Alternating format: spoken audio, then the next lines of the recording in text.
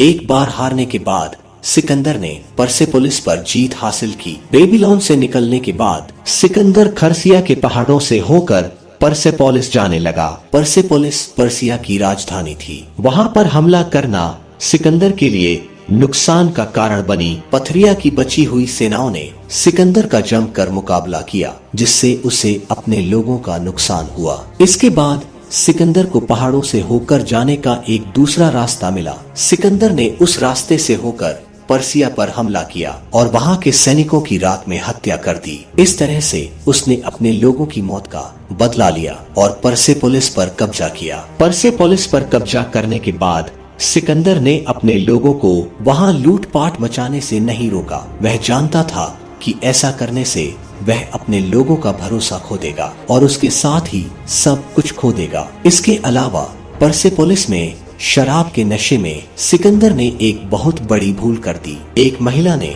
उन्हें शराब के नशे में यह सलाह दी कि वे रसिया के राजमहल में आग लगा दें, जिससे यह साबित हो कि सिकंदर ने बरसों से चल रहे प्रिया के लोगों के राज का अंत कर दिया है। सिकंदर ने महल में आग लगा दी, लेकिन थोड़ी देर बाद उसने अपना होश संभाला। आग बुझाने की कोशिश की गई, लेकिन उसका कोई फायदा नहीं हुआ। इस घटना के बाद ही ग्रीस के लोग महिला और शराब की बुराई करने लगे। इसलिए पहले के ग्रीस के लोगों ने ट्रिये में हुई गलतियों का इल्जाम हेलेन पर लगाया। इसके बाद सिकंदर अपने ईमानदार दुश्मन डेरियस की खोज में निकल पड़ा। उसने डेरियस के एक रिश्तेदार बेसिस का इस्तेमाल करके डेरियस को पकड़ा।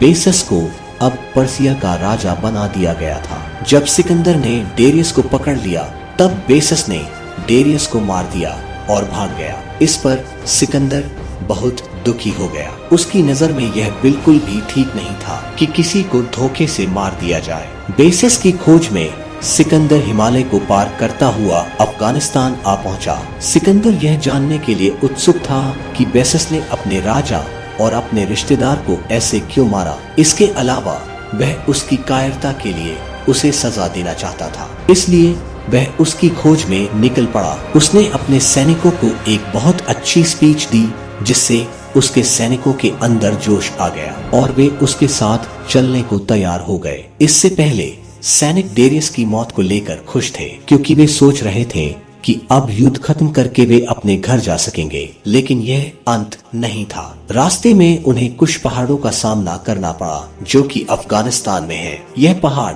उनकी मुसीबत का कारण बन गया। रास्ता बहुत संकरा होने की वजह से सेना को एक सीधी लाइन बनाकर चलना पड़ा। ठंड बहुत ज्यादा थी और उस पहाड़ को पार करने में उन्हें 5 दिन लग गए। बेसिस ने पहाड़ों पर अपनी कोई सेना नहीं लगाई थी, क्योंकि वह सोच रहा था कि सिकंदर पहाड़ों के रास्ते कभी नहीं आ पाएगा, क्योंकि पहाड़ की ऊंचाई 15,000 फीट से ज्यादा थी। लेकिन वह गलत सोच रहा था। अंत में सिकंदर बैक्टीरिया की जमीन पर पहुंच गया। 329 बीसी में सिकंदर ने बेसिस को पकड़ लिया। वह जिस गांव में छुपा था, वहां के लोगों ने उसे खुशी से सिकंदर के हवाले कर दिया। अब सिकंदर ने बेसिस से पूछा कि उसने राजा को क्यों मार दिया, तो बेसिस ने कुछ ऐसा जवाब दिया जो उसकी मौत की वजह बना। उसने कहा कि उसने डेरियस को इसलिए मारा क्योंकि उसे लगा कि ऐसा करने पर सिकंदर खुश हो जाएगा। अगर वह वाकई सिकंदर को खुश कर रहा था, तो वह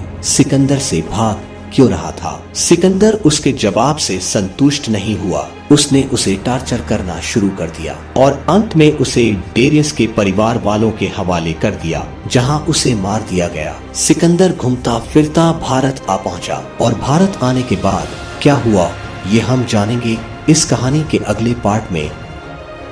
आज के इस वीडियो में इतना ही।